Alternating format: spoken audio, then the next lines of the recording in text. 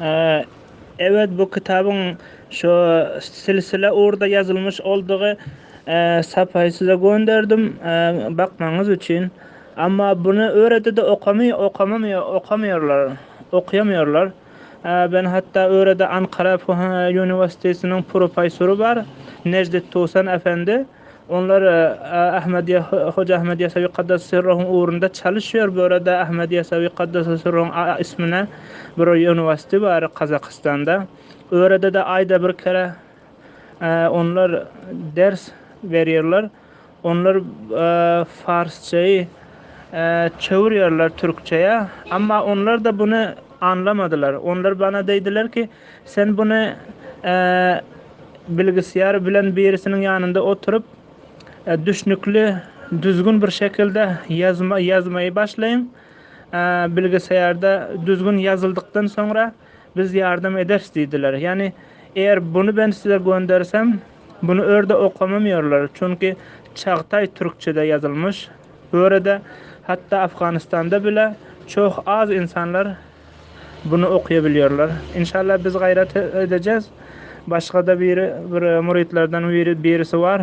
O da bunu çok okuyabiliyor. Onunla birlikte bunu düzgün bir şekilde yazdıktan sonra size göndereceğiz inşallah. Ondan sonra düzgün şeklini herkes okuyabilir. Onu Türkçe'ye çevirebilir inşallah.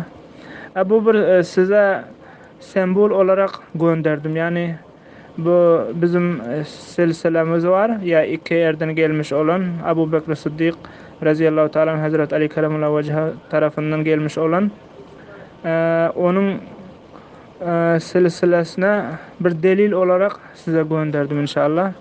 Gelecekte inşallah çok iyi olur. Çok sevindim sizin halinize.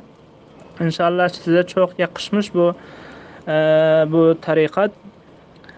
Çok insanlar bu tarikata girdik zaman kabz halet çok oluyordu. Ama sizi Allah önceden kabul etmiş. Bu çok bir kıymetli, çok bir sevinçli bir şey. Allah inşallah gelecekte de yardımcınız olsun. Sizin bu tarikatı yaymanıza Allah her daim yardımcınız olsun inşallah. Bu öylesine gönderdim. Yani bunu bu düzgün şekilde yazılmamış. Yani eski zaman, eski Çağatay Türkçe'de yazılmış. Bunu inşallah biz düzgün bir şekilde getirdikten sonra size yollarız inşallah. Allah'a emanet olun.